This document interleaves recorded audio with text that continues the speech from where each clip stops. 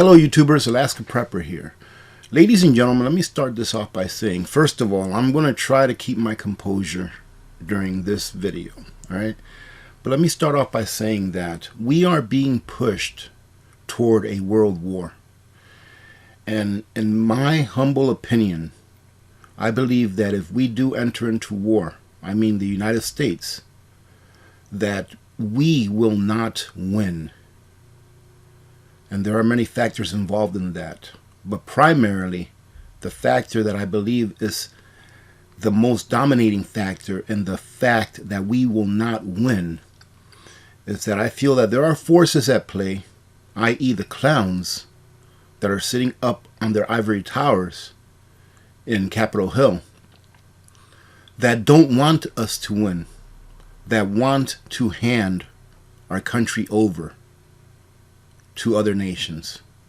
There are people in this country that hate this country. I don't understand why. But, well, maybe I do. It's probably something to do with some kind of mental illness. But I just don't understand how it is that if you're in a country that allows you the freedoms that this country does, and you use those same freedoms to hate your country, I don't understand why you can't use those same freedoms to go to a different country that in your mind would be better than this one. But having said that, this right here is disgusting. Army advises SNAP for soldiers fighting inflation. I'll leave the link to all of these articles down on a pinned comment.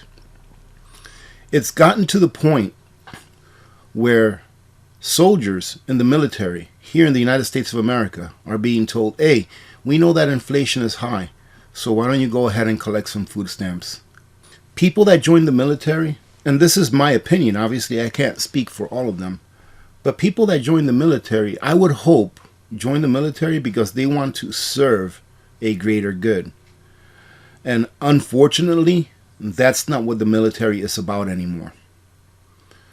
Because now, if you join the military, let's say, for example, because you want to go to college and you want to earn that benefit, not entitlement, and you want to earn that benefit by serving your country for X number of years and then getting out and then recouping that benefit that you were promised that your college would be paid for. A lot of people join the military for that. I would like to think that everyone who joins the military for love of country. But that's not the fact. You know, not everyone does. And it's your right not to do that. If you want to enter into the military and sign a contract and say, yes, I'm going to serve 4 years, and then after I get out, you're going to give me this much money towards my college, that's fine. There's nothing wrong with that. Okay? But now that they're having problems with recruiting soldiers to come into the military for many, many reasons, they're going to have even more problems. And why is that? Well, number one, the military can't even pay its soldiers enough in order for them to not have to go on SNAP benefits or food stamps. Right? Number one. Number two, why in the world would you join the military to get a good deal on college, right? So that they can pay for your college, when all around you, all you hear is news that the government is forgiving student loans. Why go serve when you can just take out student loans and get them forgiven? Now, I'm not saying that that is concrete, but that's what these young people, mainly young people that join the military, would think. They see on the news, oh, student loans are being forgiven. They're like, well, why am I going to join the military if I can just take out student loans and they'll be forgiven? Or if I'm only going to have to give up 5% of my pay until they're, paid off. Why would I do that? That's what the young people would think, in my opinion. But this here, where soldiers have to ask for food stamps because they can't afford to eat on what the Army pays them, is one of the reasons why I believe that if we enter into a war, that our soldiers are already demoralized. And when I say soldiers, I mean servicemen and servicewomen, right, of any branch. They're already demoralized as it is. I mean, I was just looking through the news this morning and I came across this, and then I came across this too right here. The Air Force Academy diversity training tells cadets to use words that include all genders and to drop mom and dad. What in the world is going on? What is happening to our country? Ladies and gentlemen, does this look to you like a system that could win a war? Does this look to you like a system that is posed to win a war? Yes, we have a whole bunch of technology. We have all these weapons that are great, at eliminating people. That's just such a great thing to have all these weapons that are great at eliminating people. Just put in a coordinate and send it away. I've often said that I don't think that China wants to go to war. I don't think that they do. I don't think that they're ready to go to war. They can't feed themselves. What does a hungry rat do if it is cornered and has no other options? And only because China may not, in my opinion, they may not be ready to go to war, doesn't mean that they won't. And the question is this: who is going to pay the price for us going to war?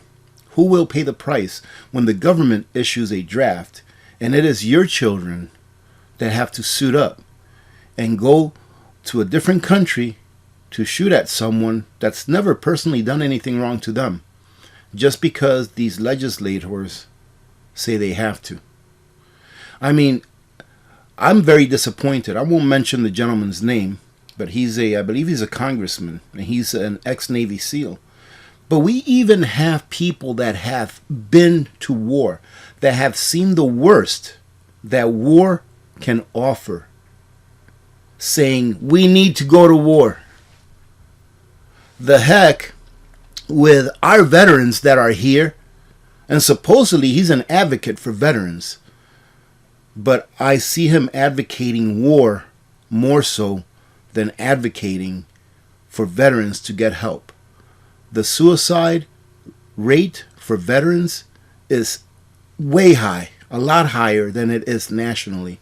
I think it's like 3 times higher or something like that. You can correct me if I'm wrong down in the comments. I didn't do any research on suicide rate for veterans, but I believe it's like 20 veterans or 21 veterans take their lives every single day. Why? Because they do not get their end of the deal upheld.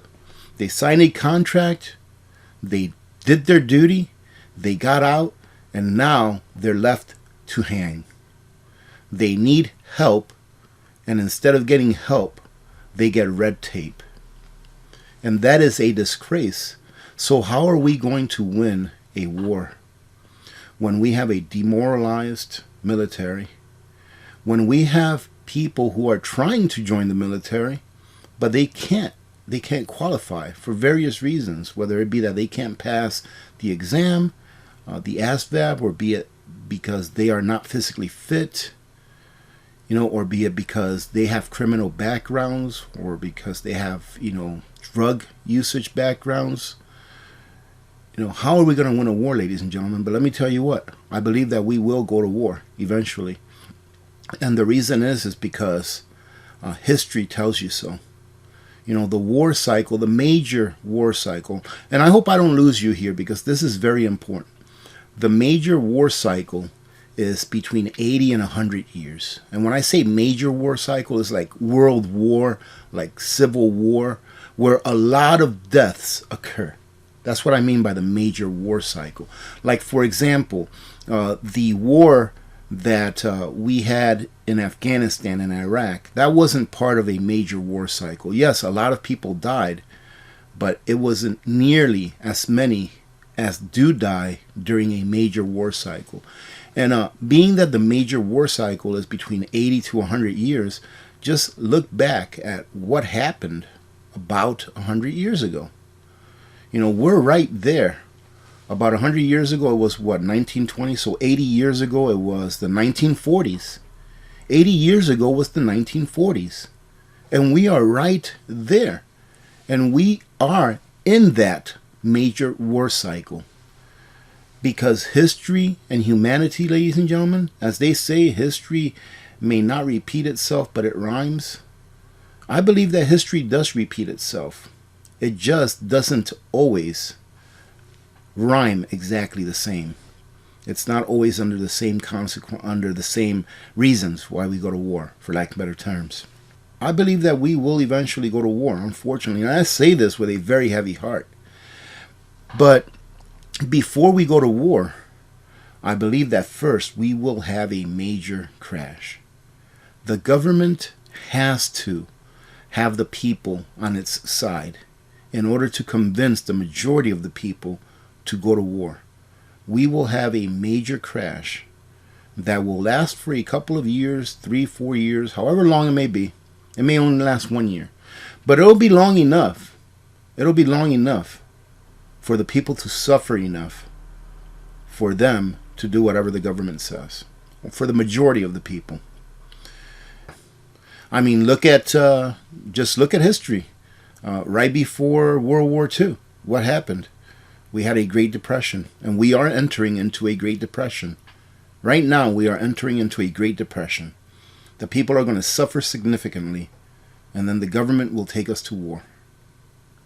Because the people that are supposed to be representing us, ladies and gentlemen, how many times do I have to tell you?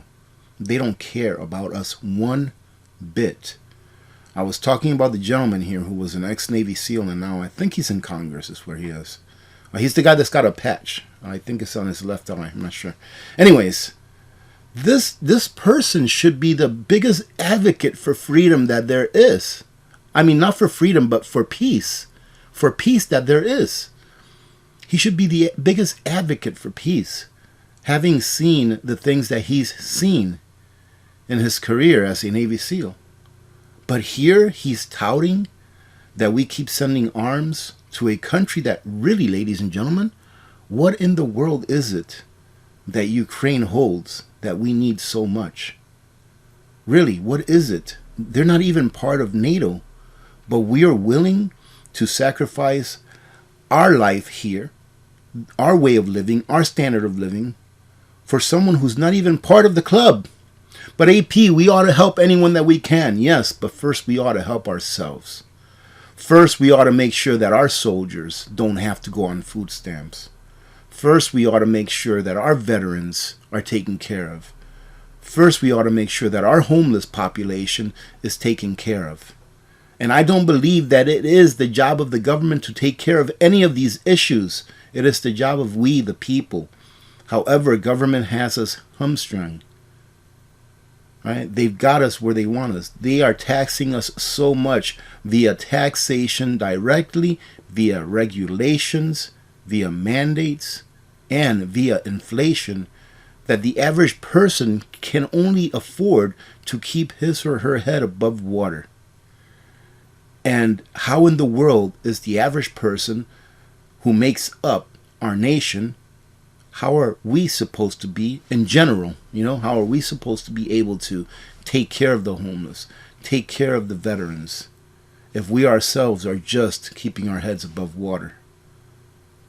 They've got us where they want us, and now all they need is a major crisis, which in my opinion will be an economic collapse. That's my opinion, though. But then after that major crisis, ladies and gentlemen, they will take us to war. And a lot of children will die. And 20 years from now, after the dust settles, we will ask ourselves why. Just like we ask ourselves about Afghanistan and Iraq. Why? After all of the deaths, destruction, after the depletion of our purse, after all of the debt that we've added to our national debt, after all of the soldiers that have come back without limbs, some without eyesight, some without their minds, we will ask why. Why did we go to war? Well, we should be asking ourselves that now. Why should we go to war? No one is invading our shores except for the borders. Yes, and yes, we are being invaded, via that, imaginary line. Everyone likes to call it, oh, it's an imaginary line. It doesn't really exist. Right. But I'm sure that if you live in a house that you bought, you had it surveyed to make sure that that imaginary line, you know where it's at. Right? But I digress from that. Let me go ahead and go over a couple other articles here. I didn't really go over this article. I just wanted to comment on this because this is ridiculous that soldiers are now being told, go ahead and ask for food stamps. Now they're being told that you shouldn't even call your mom mom or your dad pop or dad. Can you imagine that? That's how far we've fallen. The morals of this nation or of the government has made it so that the morals of a lot of people in this nation is just downhill. And I've always stated that two things that will hold up a government, two things that will make a government's foundation solid is morals and the financial or fiscal policies. Those two things. Have morals and have good money and sound money. Those two things will make a good foundation for a government. Because almost in everything that government does, it includes morals and money. Everything that government does. All the laws that they pass, it includes either morals or money. And without those two things holding up that foundation, those two things being held tight, it's not going to work. And we're seeing our government fall apart from within, and they're going to take us down with them. Now, I've been talking about this here for a little bit. Economic collapse has arrived in Germany. Will the U.S. be close behind?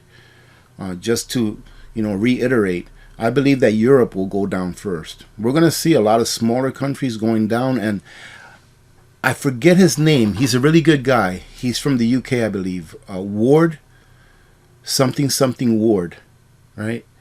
And I watched this video yesterday, and in his video, he noted that there's like over 100 countries where there have been major protests and rioting in 100 countries around the world. That's half of the world, right? Half of the world. So we see that happening now, that smaller countries are having their own economic collapses. And then it's going to spread to the bigger countries. Remember the emerging countries that I talked about? How the high interest rates really hurt emerging countries or emerging nations, emerging economies? Well, once the smaller countries have gone through this, it's going to spread to the bigger nations. And I believe that Europe or the EU will be next. And then once the EU goes down, then it'll be our turn here in the United States. So prepare for that, ladies and gentlemen. Before I continue, how do you prepare for a time when we are in war? How do you prepare for that? Well, go back and read some books from, the Great Depression and World War II about the rationing that they had. Because although times have changed, the circumstances are pretty much the same. We're still human beings. We still need to eat and drink, keep warm, need medicine and all that kind of stuff. We need clothes. So go back and see what things were rationed. For example, I can name off a few things that I remember reading that were rationed. Tires for your vehicles. Do you have tires for your vehicles to last you at least the next 5 to 10 years? But look at what you have. Look at your preps. Take a look at what you may need for the extended future. And get those things. And just rotate them. And guess what, ladies and gentlemen? If we don't go to war, then great. Awesome. You're still going to use it. Now, during yesterday's video, I talked about how it's going to be interesting to see how much aid the government, the federal government, sends over to Puerto Rico. I hate saying Puerto Rico. It's Puerto Rico, right? And I know some people can't roll the R's, but of course I am Hispanic, my ethnicity. I'm Dominican, by the way, for anyone that doesn't know. That's here near you. So I was talking about, let's see, it's going to be interesting if the federal government extends aid to Puerto Rico and how much it extends, being that we are so carefree about sending billions and billions and tens of billions of dollars to other countries overseas in funds and in armament. And I was reading through this article, and I'll leave it pinned on a comment, but I got to here, right? And this says it all. Like I said, the government doesn't care about you. They care about one thing and one thing alone, and that's your vote. That's it. Every hurricane brings potential political pitfalls for presidential administrations. A delayed response or sign of indifference or misdirected aid can cost days of unflattering news coverage with the potential to stall political momentum. They don't care about what happens to you. All they care about is how many votes they're going to get for their next election or for their party's next election. If you think that they really care about you, you are very, very, very mistaken, because they do not.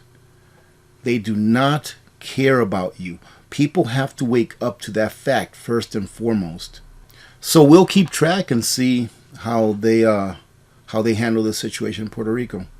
I mean, I hope that everything turns out great. I mean, I feel so bad for Puerto Rico, because I mean, they just keep getting hit and hit and hit.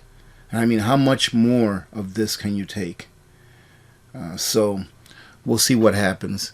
I'm going to go ahead and leave it at that, ladies and gentlemen. Not too much news coverage today, really, but I just want to warn you that I believe that maybe we are going to go to war. Eventually we will.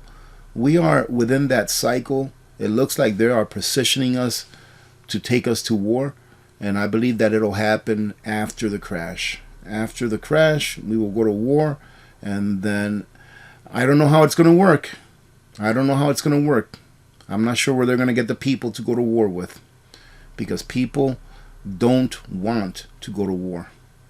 And they're finally starting to realize that our government is like a king without clothes, right? Or a paper tiger.